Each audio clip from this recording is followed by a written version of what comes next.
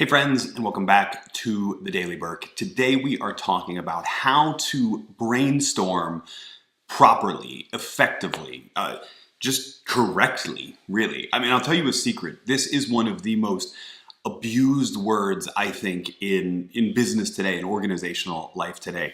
It drives me mad when I hear people say, why don't you yourself just go brainstorm that for a little while. The reason is that you cannot brainstorm solo. That must be the first lesson. The other is that we do a disservice to the actual sort of creator of brainstorming. I know it's weird to hear that there was a creator of brainstorming, but there was.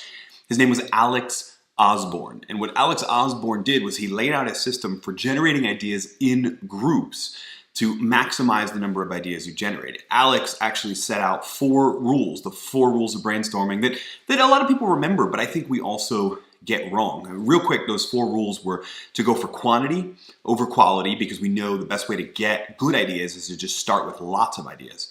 To withhold criticism, also said no idea is a bad idea. To encourage wild ideas, to freewheel, to just go crazy, right? Which is sort of rule 2. If no idea is a bad idea, then you can go crazy. But it was encouraged because you never know where it leads. And then rule 4 was combine and improve upon ideas. Now, a lot of people think that the whole no idea is a bad idea, the withhold judgment thing is the most important of the rules of brainstorming. And that might be true to the extent that you have sort of a negative Ned on your team, someone who's constantly criticizing. You're going to need to shut that person up.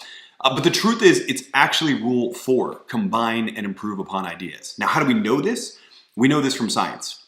We know that brainstorming as a tool for just generating ideas with no combination is actually less effective than having the same number of people go off by themselves and generate ideas by themselves and then come back and just look at the total lists that people generated. Because the real genius of brainstorming, the real genius of the room is those combinations, right? Anybody can come with a list, but it's when we get together as a team that I have this past experience that relates to this thing over here that you saw, and we put those 2 pieces together, we start making these combinations that are better than those individual ideas. It's often said that there's no such thing as an original idea. All ideas are combinations of pre-existing ideas. And it really is true. And if it is true, then the single best thing you can do to generate amazing ideas in a brainstorming session is to play with as many possible combinations as you can. So I will actually add a little pre-work to any group brainstorming. I'll encourage people, go off by yourself, generate ideas a little bit, or I'll start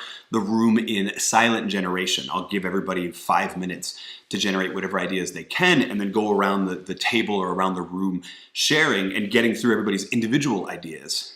And then I'll start encouraging people to combine. I'll start implementing that rule 4. It's, in my opinion, the most important rule.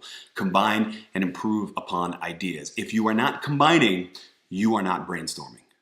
Thanks so much for watching the Daily Burk. Leave a comment underneath. Let me know how you like to facilitate brainstorming, or let me know your brainstorming horror stories, because a lot of people have used the term. While you're there, make sure you are subscribed or following the show, because we are posting new episodes of the Daily Burk every single weekday. And if you're watching every single weekday, I know they will help you do your best work ever. Thanks so much for watching the Daily Burk.